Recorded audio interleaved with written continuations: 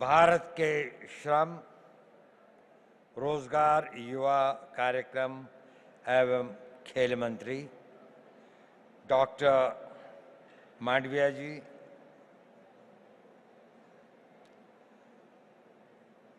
इस विभाग की सचिव श्रीमती पल्लवी गोयल, क्षमा कीजिएगा, और हमारी मिनिस्टर ऑफ स्टेट रक्षा खंडसे जी और एडिशनल सेक्रेटरी श्री मिश्रा जी, प्रतिष्ठित यहाँ पर उपस्थित सभी लोगों को और विशेषकर इस सभागार में उपस्थित 3000 वो युवा जो एक बड़े भारी कंपटीशन के बाद यहाँ पर आए हैं, उन सब का मैं अभिनंदन करता हूँ। मैं आभारी हूँ माननीय मंत्री जी का, जिन्होंने मुझे यहाँ आने का ये अवसर दिया। थोड़ा असमंजस था मुझे, मैंने कहा भी कि मेरा क्षेत्र, मेरा अनुभव यूथ के साथ उम्र का एक बड़ा भारी गैप, आप लोगों में से अधिकतर मेरे से 60 वर्ष से अधिक छोटे हैं। मैं स्वाधीन भारत में नहीं, उस भारत में पैदा हुआ था जब भारत स्वाधीन नहीं हुआ था। तो मैं आपसे क्या बात कर सकता हूं? क्या चीज है जिस विषय पर मैं आप लोगों से बातचीत कर सकूं?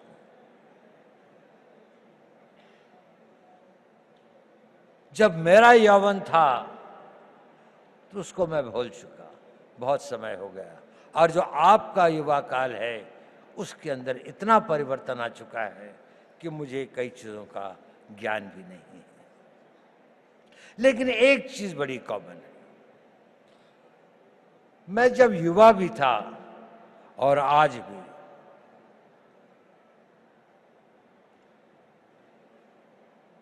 एक चीज का मैंने देखा, वो हमेशा आपके साथ चलती है, आपको पता हो या ना हो,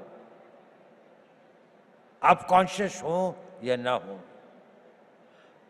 चीज बहुत छोटी है लेकिन वो आपके जीवन की लोकाई को डिटरमिन करती है, उसकी गति और उसका क्या अंत में वो कहाँ पहुंचेगी इसका निर्णय करती है।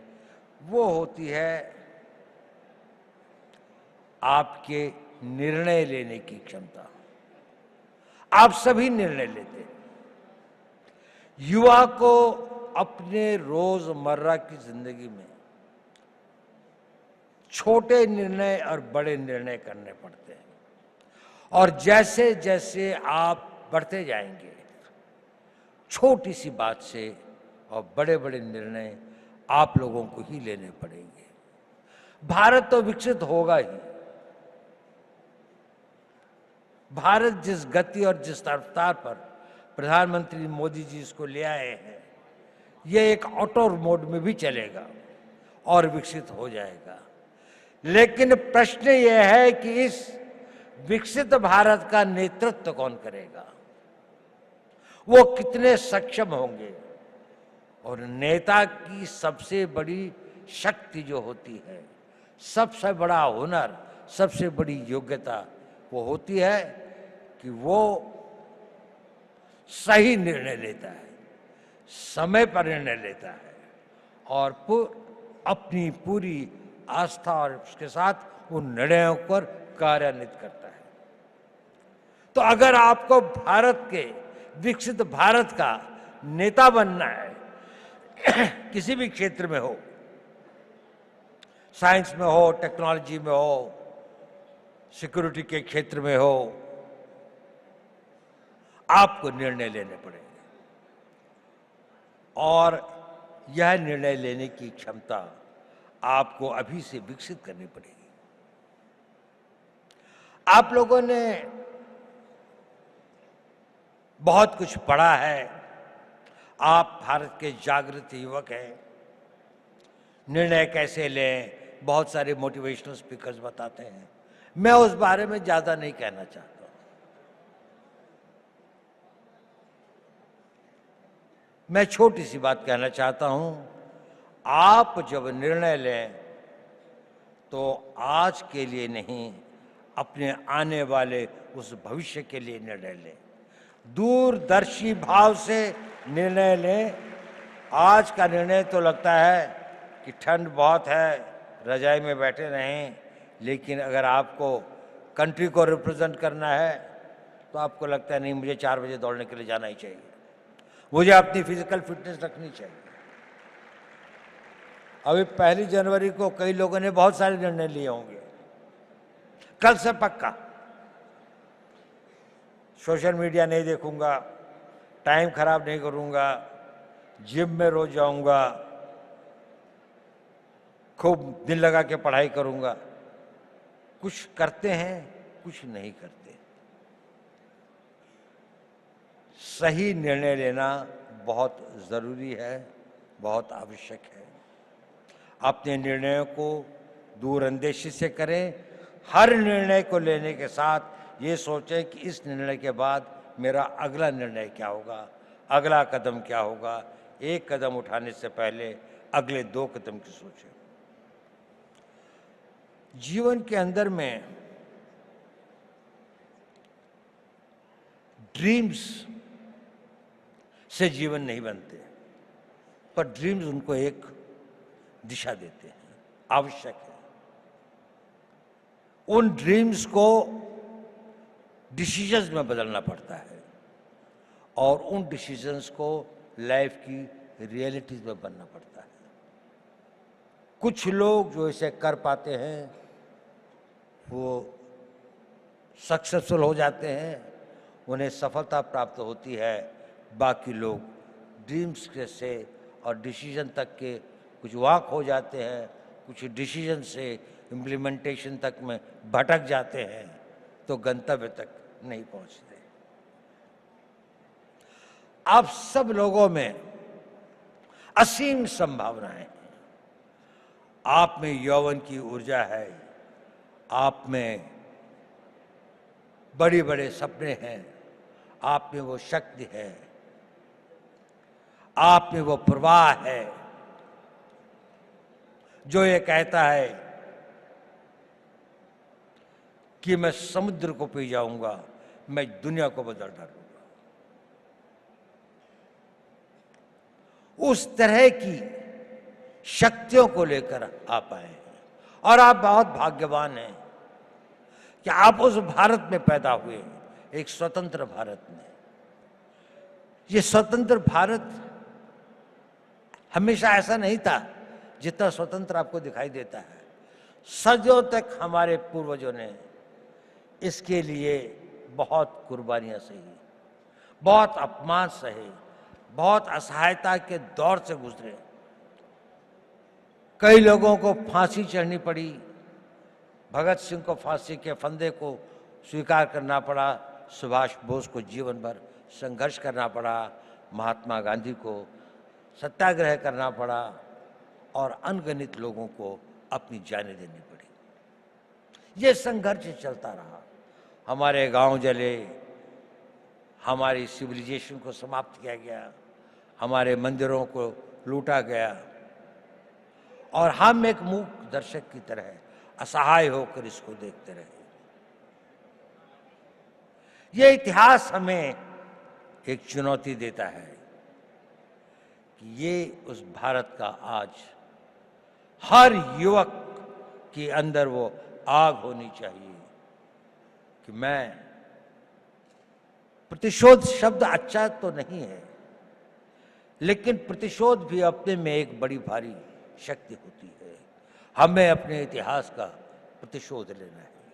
हमने इस देश को फिर वहां पहुंचाना है जहां पर हम अपने हक, अपने विचार और अपनी आस्थाओं के आधार पर एक महान भारत का निर्माण कर सकें।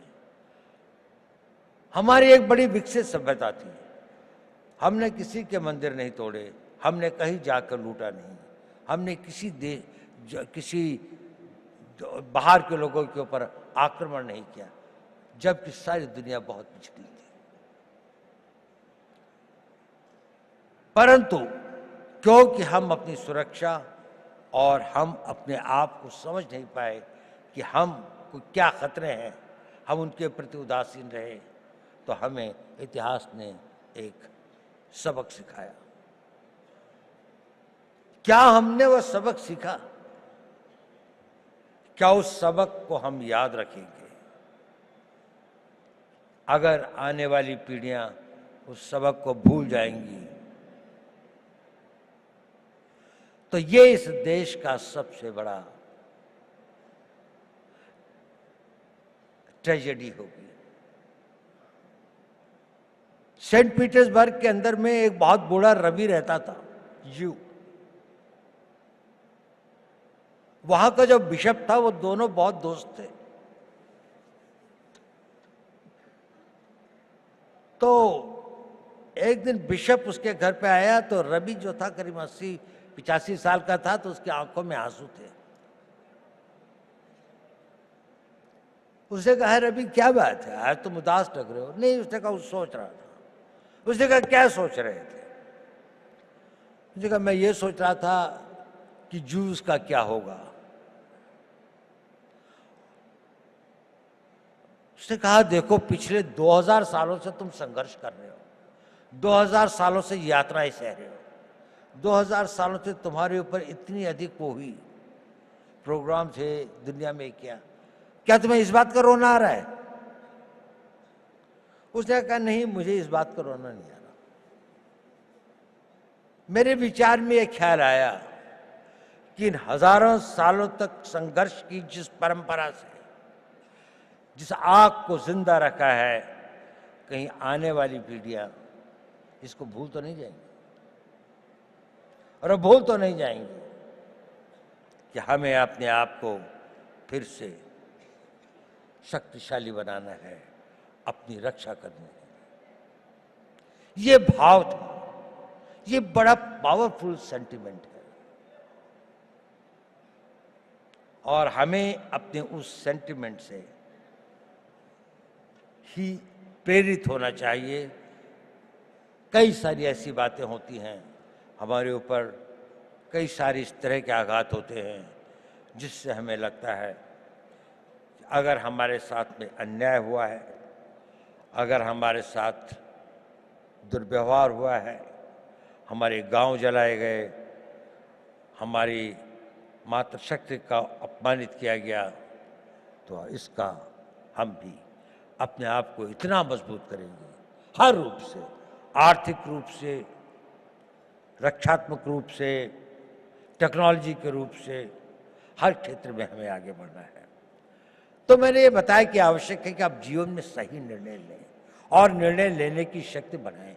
मैं उस पर ज़्यादा नहीं बोलूँगा क्योंकि आप लोग काफ़ी जागरूक हैं। मैं एक दूसरी बात में कुछ कहना चाहता हूँ। प्रश्न इस बात का, यह जरूरी है कि आप सही निर्णय लें, लेकिन सही निर्णय लेने के बाद भी वो निर्णय पर आदमी चल नहीं पाता। It is important that you take right decisions, but it is more important that you make your decisions right. आपने अगर निर्णय लिया तो आप उसे सही बनाएंगे, और डिसीजंस राइट बनाने में ही कठिनाई होती है, वहीं पर संघर्ष करना पड़ता है। इस अपने डिसीजंस को जो आप लेते हैं उनको राइट करने के लिए आपको खटना पड़ता है, साधना करनी पड़ती है, मिटना पड़ता है, जल तिल तिल भर के जलना पड़ता है, और लंबे समय तक चलना पड़ता है। एक दिन में सपने पूरे नहीं होते, एक किसी काम को करने से मंजिल नहीं मिलती। ये छोटे छोटे कई काम होते हैं जो आपको करने हैं। देखिए, मोटिवेशन टेम्पररी होता है, जरूरी है, लेकिन मोटिवेशन कुछ क्षण, कुछ घंटे, कुछ दिन आपके साथ रहता है।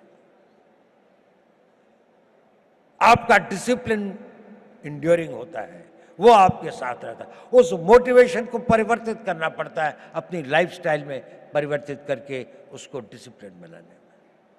जब आपके जीवन का वो भाग हो जाता है तो कुछ दिनों में वो आपका आदत हो जाती है और फिर वो परमानेंट हो जाता है। आप सोचते हैं कि मुझे सवेरे 3:30 बजे या 4 बजे उठना चाहिए। पहली बार शायद आप किसी बात से मोटिवेट हुए होंगे कि किसी ने कहा होगा कि आप अगर सवेरे उठते हैं, आप अगर अपना फिजिकल फिटनेस ठीक रखते हैं, आप योगा करते हैं, समय लगता है उसके लिए। आप 9 बजे उठ के नहीं कर सकते। आप अपनी पढ़ाई कर सकते हैं। तो 3 दिन तो आपने किया, चौथे दिन आप भूल गए। लेकिन अगर आप में डिसिप्लिन आ जाता है तो फिर ये हो जाए, और अगर वो आपका नेचर बन जाता है तो फिर जीवन भर आप भी करते रहते। तो अपना मोटिवेशंस को अपने डिसिप्लिन में परिवर्तित करें, ये एक इंपॉर्टेंट टिप है। ये भी बहुत जरूरी है कि जब आप निर्णय लें तो इसमें जो काम करना होता है उसको पोस्टपोन करने की आदत मत डालें। अगर कोई काम करना है तो वो अभी करना है, आज ही करना है। मैं इसको आधे घंटे के लिए नहीं पोस्टपोन करूंगा। अगर आपने उसको पोस्टपोन किया तो ये भी हैबिट फॉर्मिंग होता है, यह आपकी आदत बन जाएगी और आप जीवन में अच्छे कामों को करने की इच्छा तो होगी, लेकिन आप उसे पोस्टपोन करते जाएंगे। पोस्टपोन मत करिए। दूसरी बात, कभी कभी किसी कारणों से व्यवधान हो भी जाए तो don't quit. Tenacity is a very important power. आपकी लगन, उस लगन के साथ में लगे रहें, क्विट मत करें, सरेंडर मत करें। कष्ट आएगा, रुकावटें आएंगी, तकलीफें आएंगी, ठहरना होगा तो ठहरेंगे, लेकिन ना अपनी मंजिल छोड़ेंगे, ना अपना रास्ता बदलेंगे। आगे बढ़ेंगे तो पूरे जोश के साथ बढ़ेंगे। और एक बहुत बड़ी बात है कि अपने ऊपर विश्वास मत छोड़ें। स्वामी विवेकानंद जी ने कहा था, पुराना धर्म कहता है नास्तिक वो है जो ईश्वर पर विश्वास नहीं करता। नया धर्म कहता है नास्तिक वो है जो स्वयं पर विश्वास नहीं करता। यदि आप को ईश्वर पर विश्वास है तो अपने पर विश्वास करना सीखिए। आप इसको कर सकते हैं। ये शक्ति आप में अपने आप आ जाएगी अगर आप अपने आप को ये करेंगे। मैं आपसे ये सब क्यों कह रहा हूं? इसलिए कि आप भविष्य के नेता हैं। अगर आप भविष्य के नेता हैं तो आपको डिसीजन लेने पड़ेंगे। अगर आपको डिसीजन लेने पड़ेंगे तो आपको उन डिसीजंस को कामयाब बनाने के लिए पूर्ण आस्था, पूरी कमिटमेंट, पूरी मेहनत, पूरी लगन के साथ समर्पित होना पड़ेगा। लेकिन इसका एक और कारण भी है जो मैं ये बात आपसे कह रहा हूं। ये बात सही है कि नहीं मैं नहीं कह सकता, लेकिन ये मेरे 81 साल के जीवन का अनुभव है। और आप लोगों को गुमराह करने से बड़ा पाप मैं कोई नहीं कर सकता।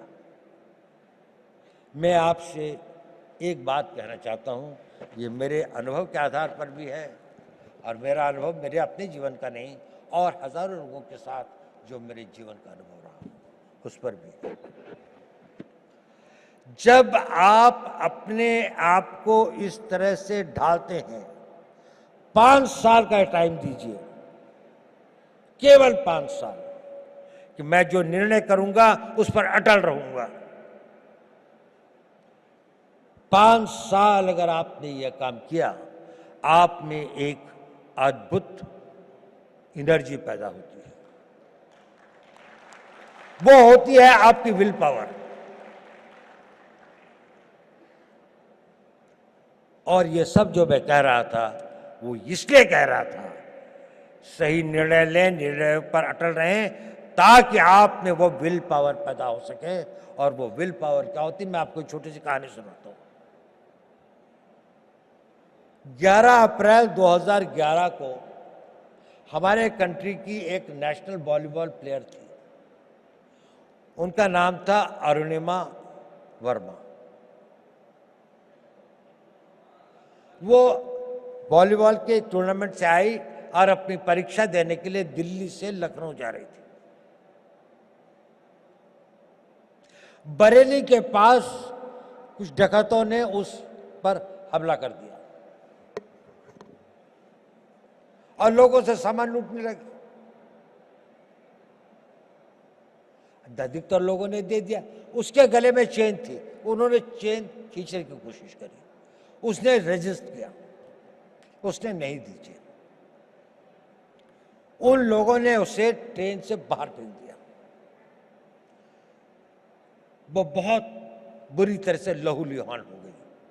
दुर्भाग्य देखिए, उसी समय दूसरी ओर से एक ट्रेन आ रही थी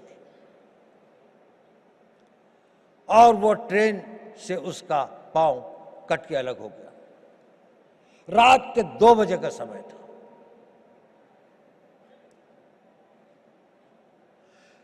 उस पटरी के ऊपर कई बड़े बड़े चूहे थे, वो उसके मांस को खाने लगे। वो वेदना में कराह रही थी पर कोई नहीं था। उस सुनसाने में, उस वीराने में कोई नहीं था। वो लहूलुहान, उसका बहुत खून बह चुका था। सवेरे लोग वहां पहुंचे तो उसको उठाया, ले गए। नेशनल प्लेयर थी, दिल्ली लाए, all India institute of medical sciences में उसका उपचार हुआ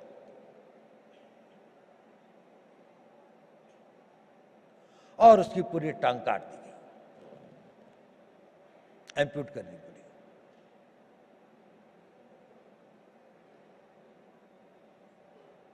वो बिल्कुल एक विकलांग होकर अपने घर में पड़ी थी,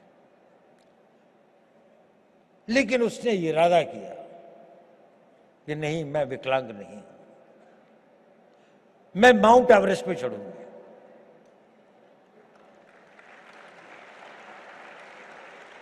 डॉक्टर्स ने कहा कि इस तरह की टांग से तो कोई चढ़ ही नहीं सकता और इसको भी स्टेबलाइज होने में तो कई साल लग जाएंगे। उसने कहा नहीं, मैं तो आज ही से प्रैक्टिस करूंगी। 13 मई 2013 को उसने माउंट एवरेस्ट पर चढ़ी। पहली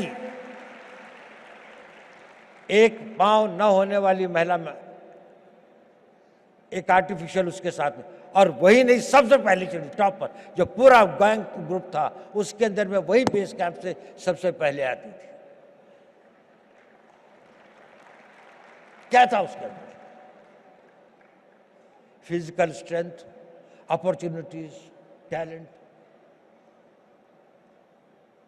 इस सबसे ज्यादा उसके अंदर वो विल पावर थी।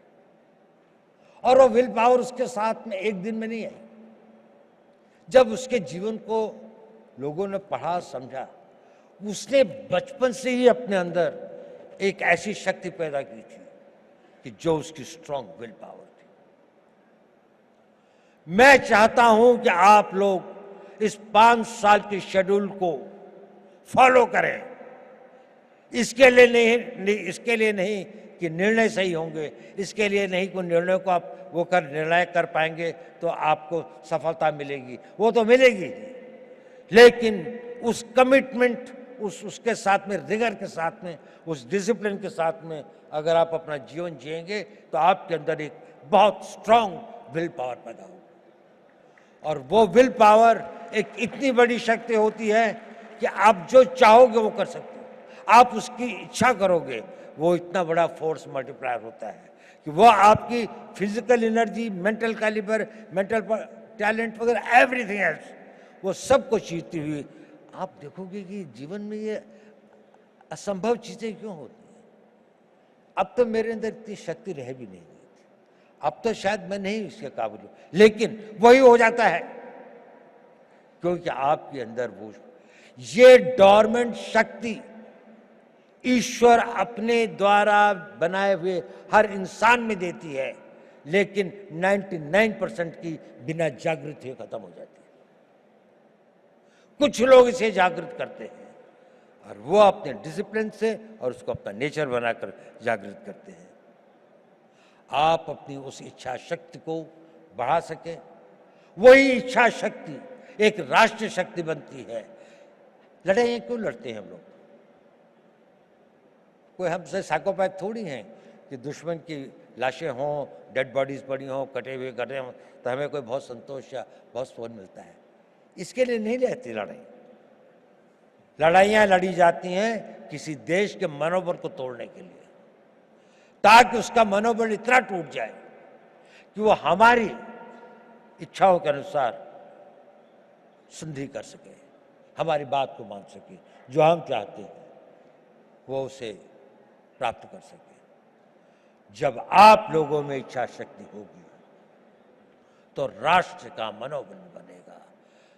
The will of the nation जिसे कहते हैं, कि जिसके लिए लड़ाइयाँ लड़ी जाती हैं। आज भी आप देख लें, जितनी भी लड़ाइयाँ हो रही हैं, जितने भी संघर्ष हो रहे हैं, कोई ना कोई कंट्री अपनी बात को दूसरी के ऊपर में थोपना चाहता है, उसके लिए वो शक्ति का प्रयोग कर रहे हैं। अगर आप इतने शक्तिशाली हैं कि कोई इसको ना कर सके तो आप हमेशा स्वतंत्र रहेंगे। लेकिन अगर आपके पास में सब कुछ है लेकिन वो मनोबल नहीं है, तो आपके अस्त्र शस्त्र सब बैठे रह जाएंगे। और उसके लिए चाहिए नेतृत्व। आज हम बहुत भाग्यशाली हैं कि देश में ऐसा नेतृत्व है, एक ऐसा नेतृत्व जिसने 10 साल में देश को कहां से कहां पहुंचाकर एक ऑटो बोर्ड में ले आए हैं। उनकी कमिटमेंट, उनकी मेहनत, उनकी टोटल डेडिकेशन हम सब के लिए एक आदर्श है। देखिए, नेपोलियन बोनापार्ट एक बड़ा भारी योद्धा था। यह आपके लिए रेलेवेंट है क्योंकि आप लोग नेता हैं कल के। आप लोगों ने नेतृत्व करना है। कोई आर्मी का जनरल बनेगा, कोई इंटेलिजेंस का चीफ बनेगा, कोई बहुत बड़ा डॉक्टर बनेगा, कोई इंजीनियर होगा, कोई बड़ा बड़ा एडमिनिस्ट्रेटर होगा, कोई बहुत अच्छा डिप्लोमेट होगा, कोई राजनीतिक नेता भी होंगे कुछ लोग। नेपोलियन एक बात कहता था, I am not afraid of 1000 lions led by a sheep, but I am afraid of 1000 sheep led by a lion. अगर हम 3000 लॉयन पैदा कर दें, नेपोलियन कहता था मुझे 1000 शेरों की फौज से डर नहीं लगता अगर उसका नेतृत्व एक भेड़ का बच्चा कर रहा हो। लेकिन अगर भेड़ों की फौज होगी, पर अगर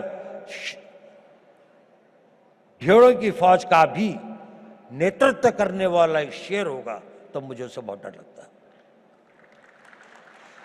क्या इस भारत मंडपम में बैठे 3000 शेर पैदा कर सकते हैं? 3000 वो लोग कर सकते हैं। अगर आप नेतृत्व करेंगे तो देश पीछे चलेगा। जहां आप ले जाएंगे देश वही जाएगा। आज देश कहां जा रहा है?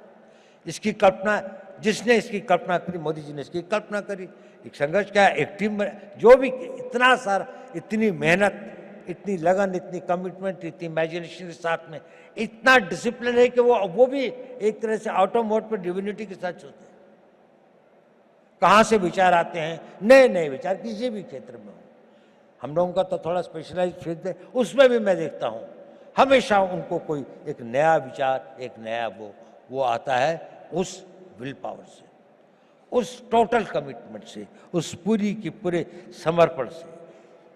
आप बहुत भाग्यवान हैं। आप एक उस भारत के तो देखेंगे जिसकी हम कल्पना कर सकते हैं। जब आप अपने यौवन में, जब आप अपने उसके आगे अपनी मेहनत और लगन से आगे पहुंचेंगे तो उसके बाद आप देखेंगे एक बहुत बड़े भारत की आप होंगे। लेकिन ये पहली बार नहीं होगा कि भारत के इतिहास में ऐसा हुआ। जब जापान का उदय हुआ तो वेस्ट के अंदर भी एक बड़ी बहस चली कि क्या एशियन कंट्री कोई जो है वो वेस्टर्न कंट्री से आगे निकल सकता है।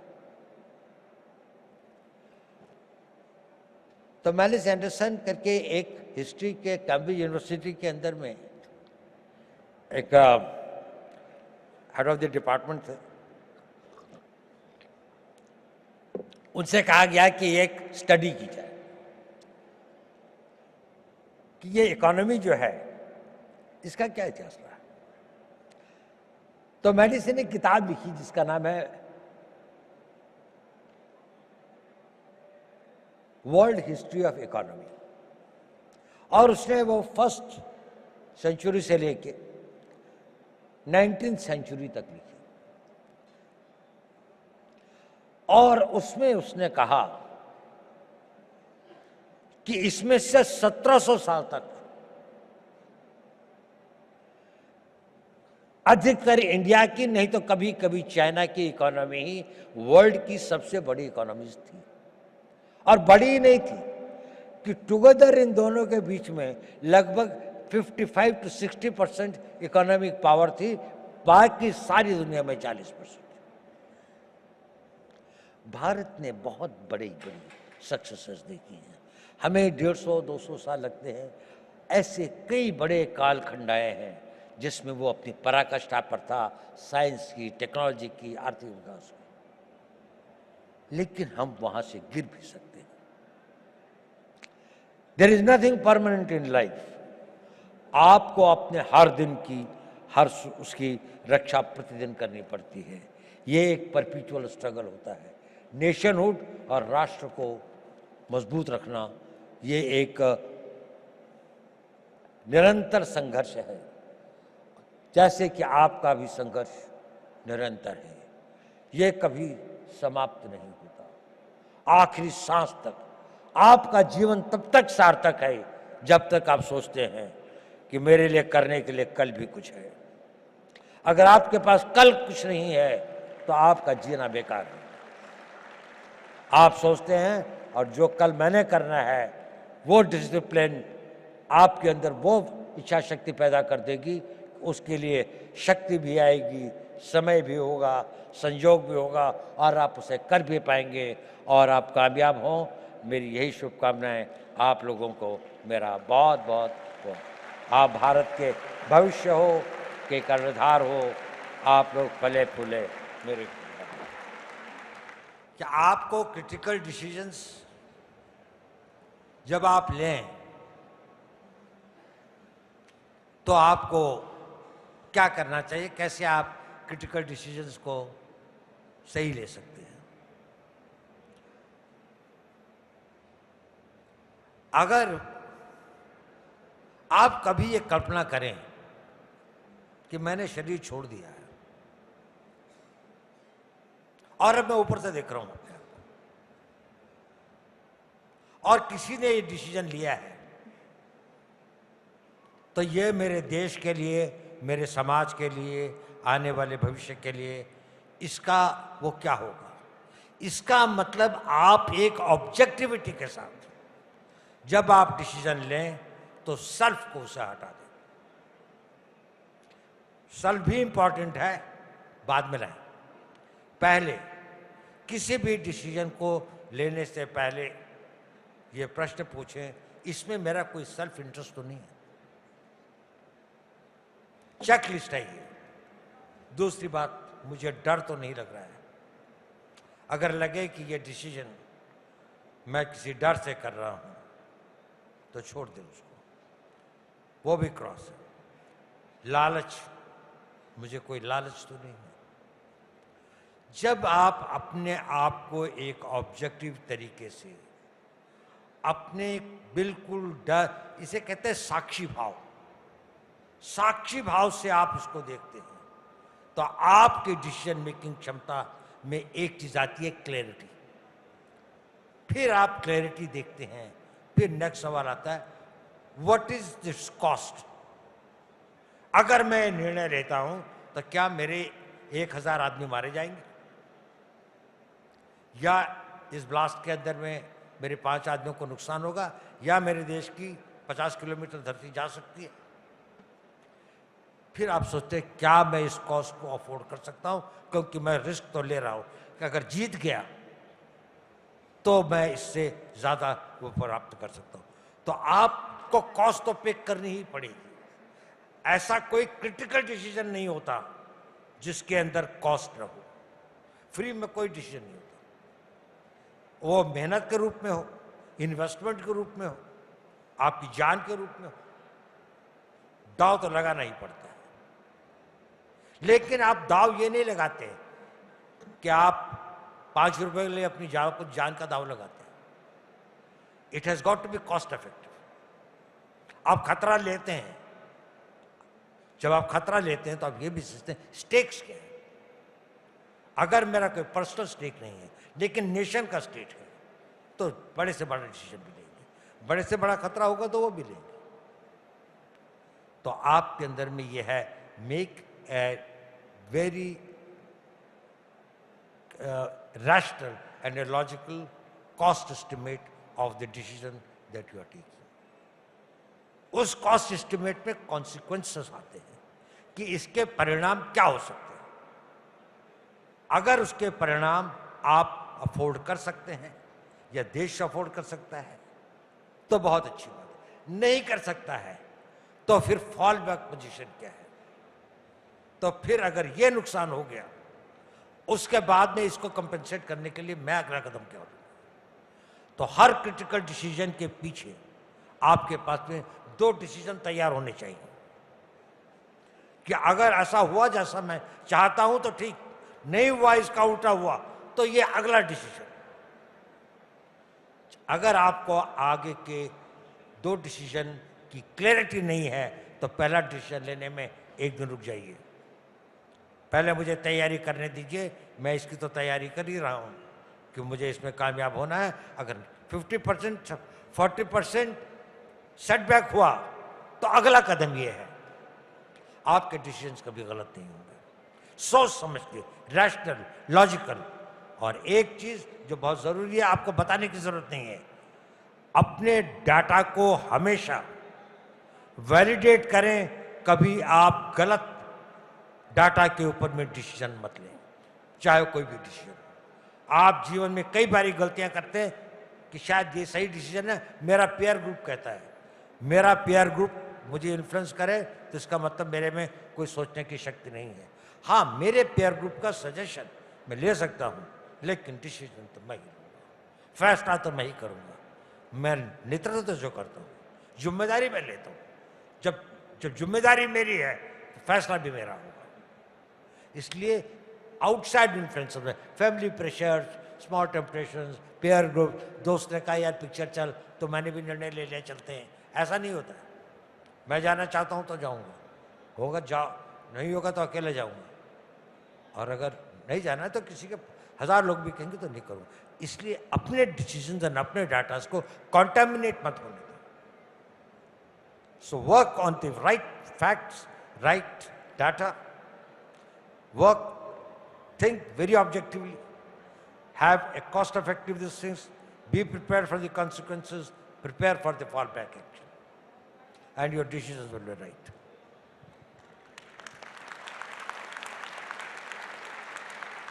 आपका बहुत बहुत धन्यवाद सर। दूसरे प्रश्न की ओर बढ़ते हुए, महोदय, हम सभी ने सुना है कि आप फोन्स यूज नहीं करते। ऐसे समय पर जब युवा पीढ़ी अपना सारा कोऑर्डिनेशन फोन से ही करती है, तो आप अपनी दिनचर्या बिना फोन्स के कैसे संभालते हैं? आप फोन का यूज नहीं करते हैं? हाँ, ये पता नहीं आपको ये कहाँ से सूचना मिली है, लेकिन ये बात सही है कि मैं इंटरनेट का प्रयोग नहीं करता, फोन का भी प्रयोग नहीं करता, सिवाय कोई पारिवारिक बातें हों या कोई बहुत पर्सनल बातें हों। लेकिन थोड़ा बहुत तो करना पड़ता ही है। मुझे बहुत बाहर के देशों से इससे बात करनी पड़ती है, तो वो तो होता ही है। काम चल जाता है। और भी कई साधन होते हैं कम्युनिकेशन के, वही साधन नहीं है जो लोगों को पता है। कई ऐसे साधन भी जुटाने पड़ते हैं जो लोगों को न मालूम हो।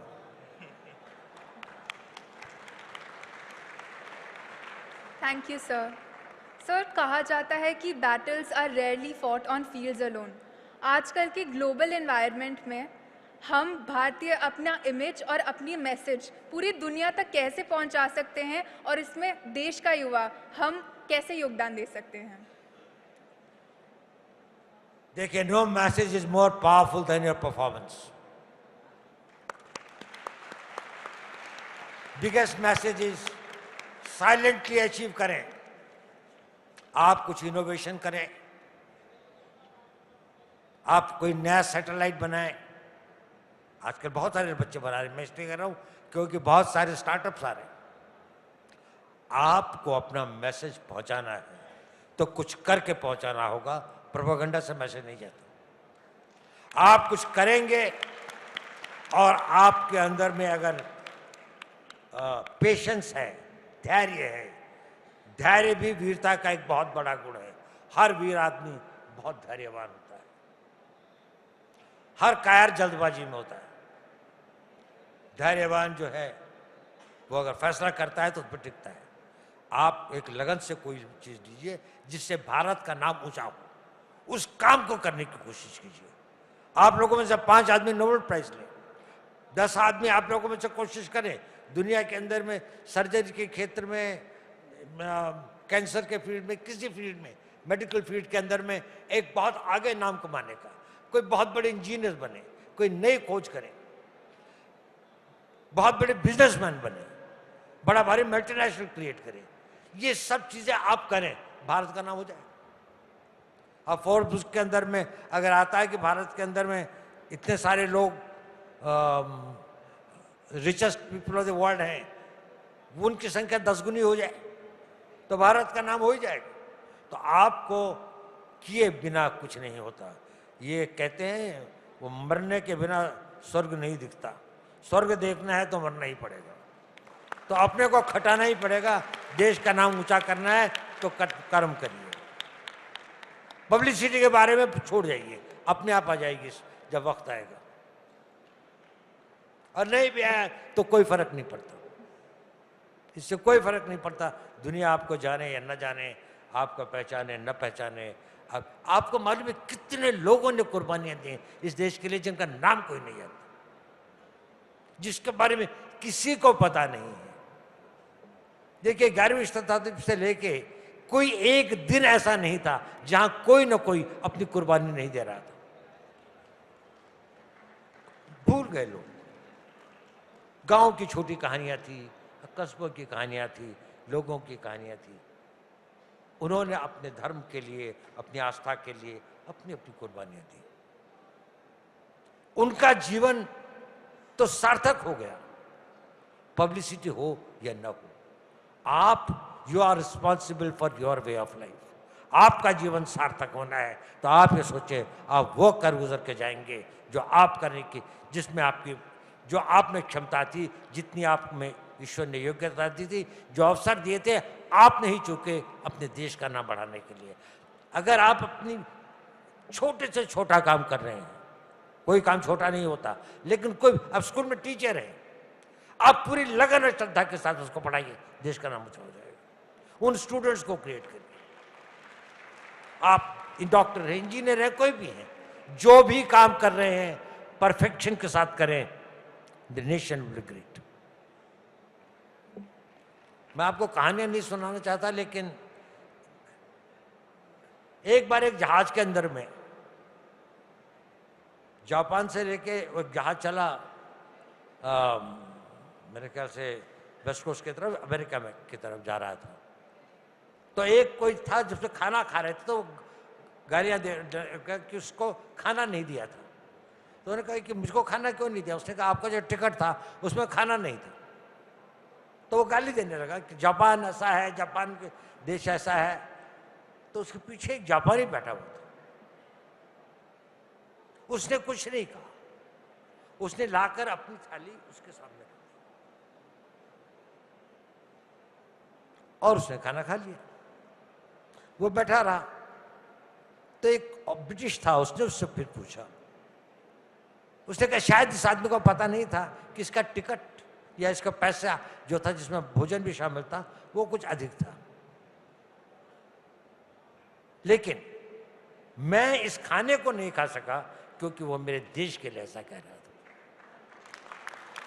मेरे गले से वो नहीं निकला क्योंकि मैं इसको सुन नहीं सकता था। वो आपके दिलों में होता है।